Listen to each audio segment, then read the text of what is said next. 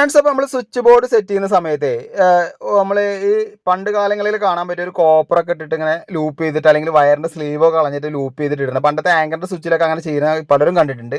ഇപ്പോഴും നമ്മൾ ഒരുപാട് കാലഘട്ടങ്ങൾ കഴിഞ്ഞാലും ഇപ്പോഴും പലരും അതേ ചെയ്യുന്നത്. കാരണം സ്വിച്ച് ബോർഡ് സെറ്റ് ചെയ്യാൻ ഈസി ആക്കാൻ വേണ്ടിയിട്ടാണ്.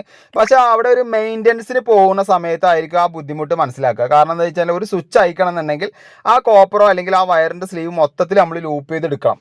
ഇതിങ്ങനെ ചെയ്യുകയാണെന്നുണ്ടെങ്കിൽ കുറച്ച് സമയം എടുത്ത് സ്വിച്ച് ബോർഡ് ഇങ്ങനെ സെറ്റ് ചെയ്യുകയാണെന്നുണ്ടെങ്കിൽ നമുക്ക് ആ ഒരു സ്വിച്ച് മാറണമെന്നുണ്ടെങ്കിൽ ലൈവായിട്ട് ചിലപ്പോൾ ചില സമയങ്ങളിൽ നമുക്ക് മാറ്റേണ്ടി വരും, കറണ്ട് ഓഫ് ആക്കാതെ. അപ്പോൾ ഈസി ആയിട്ട് നമുക്ക് മാറ്റാൻ പറ്റും. പിന്നെ പണ്ടത്തെ സ്വിച്ച് പോലെയല്ല, ഇപ്പോഴത്തെ സ്വിച്ച് എന്ന് പറയുന്നത് സ്ക്രൂ ചെയ്യുന്ന ഭാഗം അടക്കം സേഫ് ആയിട്ടാണ് അവർ സെറ്റ് ചെയ്ത് വെച്ചിരിക്കുന്നത്. എല്ലാ സ്വിച്ചായി ഏത് സ്വിച്ച് ആണെങ്കിലും. അപ്പോൾ അതിൻ്റെ ഇടയിൽ കൂടി ഈ കോപ്പറിൻ്റെ കഷ്ണം ഇടുകയാണെങ്കിൽ എന്താണ് സേഫ്റ്റി ഉള്ളത്? പിന്നെ നേരത്തെ ഞാനൊരു വീഡിയോ ഇട്ടുണ്ടായിരുന്നു, മെറ്റൽ ബോക്സിൽ എർത്ത് എന്തിനാണ് കണക്ട് ചെയ്യണമെന്ന് ജസ്റ്റ് പറഞ്ഞ് ഞാൻ വീഡിയോ ഇട്ടുണ്ടായിരുന്നു കേട്ടോ. അപ്പോൾ നിങ്ങൾ എങ്ങനെ ചെയ്യാറുള്ള വീഡിയോയിൽ ഒന്ന് കമൻറ്റ് ചെയ്യാൻ മറക്കാതെ ഈ വീഡിയോ മാക്സിമം ഷെയർ ചെയ്യാം കേട്ടോ.